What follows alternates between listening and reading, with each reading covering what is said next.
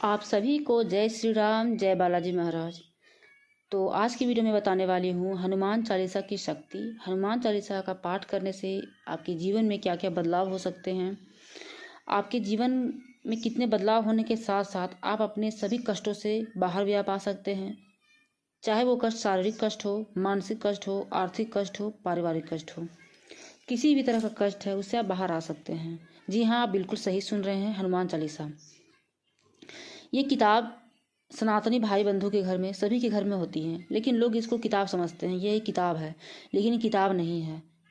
यह एक जीता जाता संजीवनी है। इसका क्या महत्व है मैं आगे की वीडियो में बताऊंगी। आज मैं हनुमान जी के कुछ ऐसे उपायों के बारे में बताने वाली हूँ जिससे आपके जीवन के सारे कष्टों का निवारण होगा और कोई भी बाधा आपके जीवन में कभी भी नहीं आएगी। हनुमान जी की कृपा हमेशा बनी रहेगी। तो आइए वीडियो को स्टार्ट करते हैं। और हाँ, मैं एक बात और बता दूं कि आप अगर चैनल में नए हैं तो चैनल को सब्सक्राइब जरूर कीजिएगा, वीडियो को लाइक कीजिएगा, शेयर कीजिएगा और एक बार जय श्री राम जरूर लिखिएगा। आप वीडियो के अंत तक बने रहिएगा, क्योंकि इस वीडियो में मैं आपको हर समस्या का समाधान मिलने वाला है, वो भी केवल हनुमान चालीसा, हनुमान जी की कृपा से। चाहे वो हनुमान चालीसा हो, चाहे वो बजरंग बाण हो, चाहे वो हनुमान बाहुक हो, बात यहाँ हनुमान जी की कर रहे हैं हम लोग। ठीक है, तो सबसे पहले आपको ये जानना बहुत ज़रूरी है कि श्री रामचरितमानस के रचयिता गोस्वामी तुलसीदास जी हैं और उन्होंने श्री रामचरितमानस लिखने से पहले हनुमान चालीसा लिखी थी और फिर हनुमान जी की कृपा से ही वे श्री रामचरितमानस लिख पाए थे। तो देखिए हनुमान चालीसा कितना कारगर है।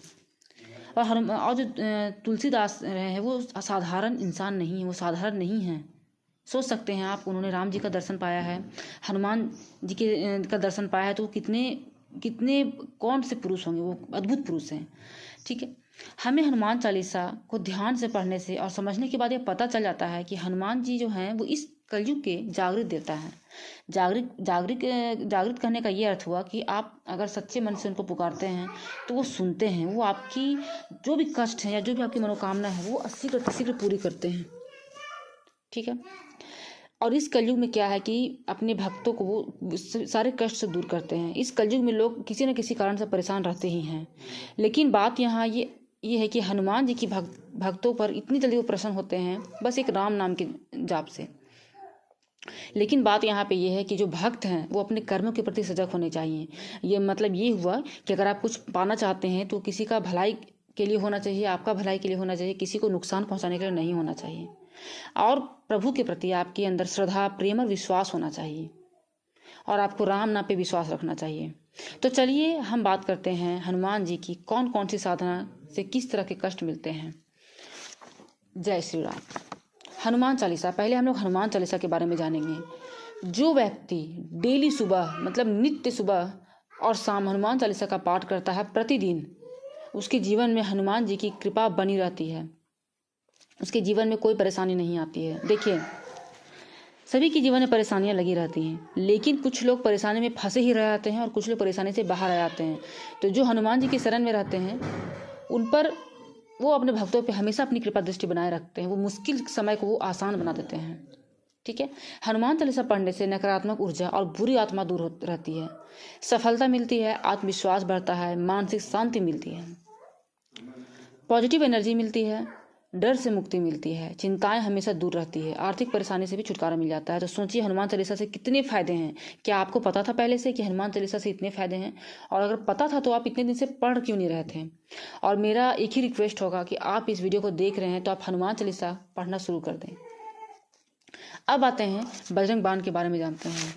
देखिए अभी क्या है कि आप भले ही बहुत अच्छे कर्म कर रहे हैं, लेकिन किसी न किसी कारण से आपके गुप्त शत्रु हो जाते हैं, आपकी सफलता, आपकी तरक्की को बर्दाश्त नहीं कर पाते हैं, चाहे वो आपके आसपास के हो या दोस्त हो या कोई भी इंसान, जिससे जो आपका गुप्त शत्रु बन जाता है, आपके प्रति अच्छा व्यवहार नहीं रखता है, आपके प्रति एक समझिए कि बुरा नज़र आप पे डाले रखता है। तो ये बजरंग बाण उससे आपकी रक्षा करता है।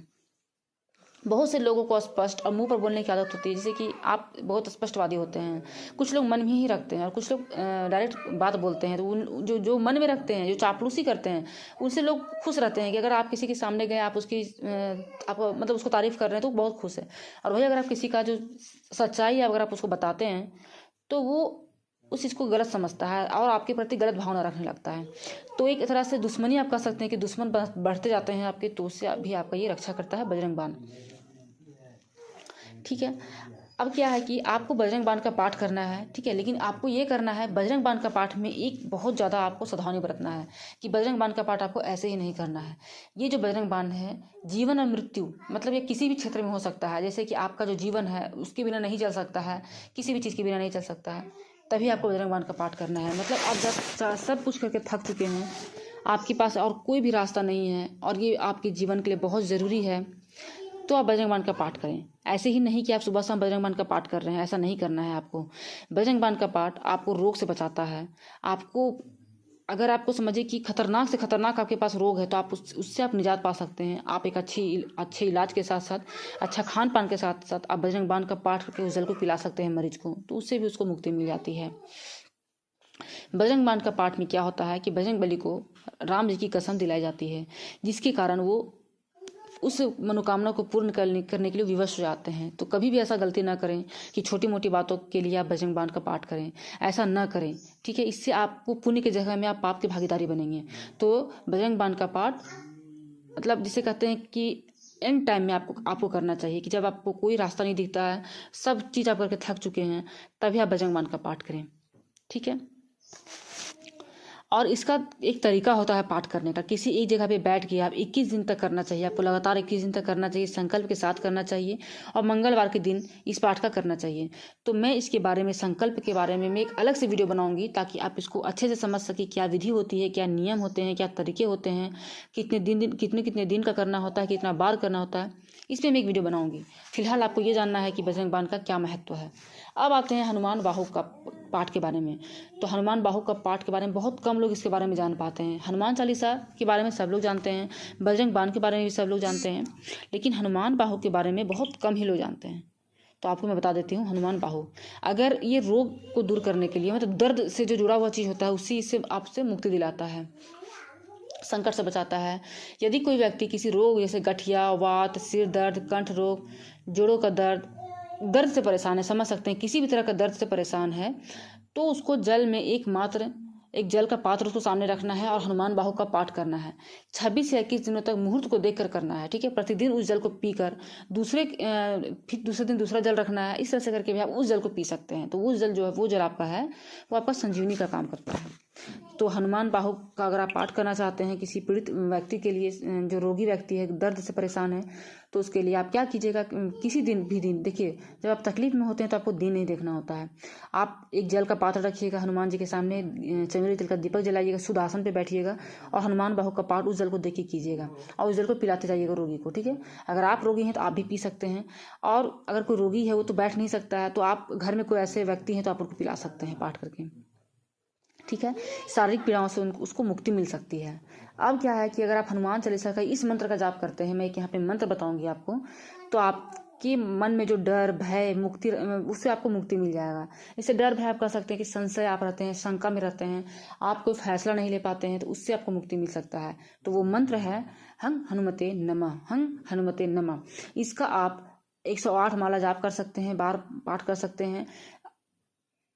इससे क्या होता है कि आपकी जो में जितना भी डर भय है, उससे आपको मुक्ति मिल जाता है। कोई व्यक्ति अंधेरे से डरता है, कोई व्यक्ति बाहर निकलने से डरता है, कोई व्यक्ति ज़्यादा लोगों के बीच बात करने से डरता है, तो इन सब चीज़ों से उसको मुक्ति मिल जाती है। आप क्या कर सकते हैं कि आप पैर हाथ धो करके या स्नान करके आप इसका पाठ पूरब की दिशा की तरफ मुँह कीजिए और इसका पाठ आप 108 बार कीजिए, और इसको कम से कम आप 11 दिन तक कीजिए। इससे आपको इस समस्या का छुटकारा मिल सकता है। अगर आप घर में, मान लीजिए आपके घर में बहुत गृह क्लेश होता है, मतलब बात बात पे घर में झगड़ा होना, माँ बेटे में नहीं बनना, सास बहू में नहीं बनना, पिता बेटे में नहीं बनना, मतलब भाई भाई में नहीं बनना, किसी भी कारण हो सकता है, पति पत्नी में नहीं बनता है, मतलब घर में हमेशा क्लेश का माहौल रहता है, ठीक है। तो उसके लिए आप क्या कर सकते हैं, आप प्रति मंगलवार एवं शनिवार को हनुमान मंदिर में जाकर, ध्यान से सुनिएगा, आपको हर मंगलवार और शनिवार आपको मंदिर जाना है, गुड़ और चना उनको अर्पित करना है हनुमान जी को, और वहीं बैठकर आपको हनुमान चालीसा का पाठ करना है, ठीक है। अगर मंदिर नहीं जा पाते हैं तो आप घर में भी कर सकते हैं, सुबह शाम का पाठ कर सकते हैं मंगलवार को और शनिवार को, ठीक है। और उसके बाद क्या करना है कि आप जैसे ये पाठ कर लेते हैं, ठीक है, उसके बाद क्या करना है, आपको किसी से बात नहीं करना है। ऐसा नहीं कि आप पाठ करने के बाद तुरंत बात करना शुरू कर लिए, नहीं, कम से कम आधे घंटे तक किसी से बात ना करें अगर हो सके संभव तो। और इस चीज़ को आप 21 दिन तक लगातार करते रहें आपको। और ये जब 21 दिन आपका पूरा हो जाए तो आप हनुमान जी को जाके चोला चढ़ा सकते हैं। लेकिन एक चीज़ बता देती हूँ कि अगर आप स्त्री हैं तो चोला ना चढ़ाएं, पुरुष अगर इस उपाय को कर रहे हैं तो आप चोला चढ़ा सकते हैं। इससे आपके घर में सुख शांति बनी रहेगी।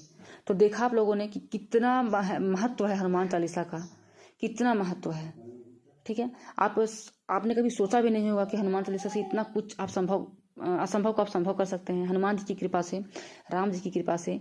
शर्त यही है आपके मन में श्रद्धा, विश्वास, ईमानदारी और आप कर्म के प्रति आप सजग रहेंगे। आप किसी के बुरा करने के लिए आप ये सब नहीं करेंगे, आप खुद अच्छा करने के लिए करेंगे, आप अपने लिए अच्छा करना चाहेंगे, करने के लिए करेंगे, तो हनुमान जी बहुत जल्दी प्रसन्न हो जाएंगे। और अगर आप जब भी संकल्प लेंगे तो आपको ब्रह्मचर्य का पालन करना होगा, लहसुन प्याज को नहीं खाना होगा और गलत संगत में नहीं रहना होगा जितने दिन का आपका संकल्प रहेगा। मैं संकल्प का वीडियो भी बनाऊंगी जिसमें मैं आपको अच्छे से बताऊंगी, ताकि आपको अगर आप संकल्प लेना चाहें तो आप ले सकते हैं। लेकिन संकल्प से पहले आप हनुमान चालीसा का पाठ अभ्यास कर दीजिए करना, ठीक है। आप ये मत सोचिए कि आप संकल्प लेंगे तभी आपका इच्छा पूरा होगा, नहीं, आप हनुमान चालीसा पढ़ना शुरू कीजिए। तो मिलूंगी फिर से इसी तरह की वीडियो के साथ। अगर आपको वीडियो अच्छा लगा है तो चैनल को सब्सक्राइब कर लीजिए, वीडियो को लाइक कीजिए और शेयर कीजिए, और जय श्री राम लिखना बिल्कुल भी मत भूलिएगा। जय श्री राम।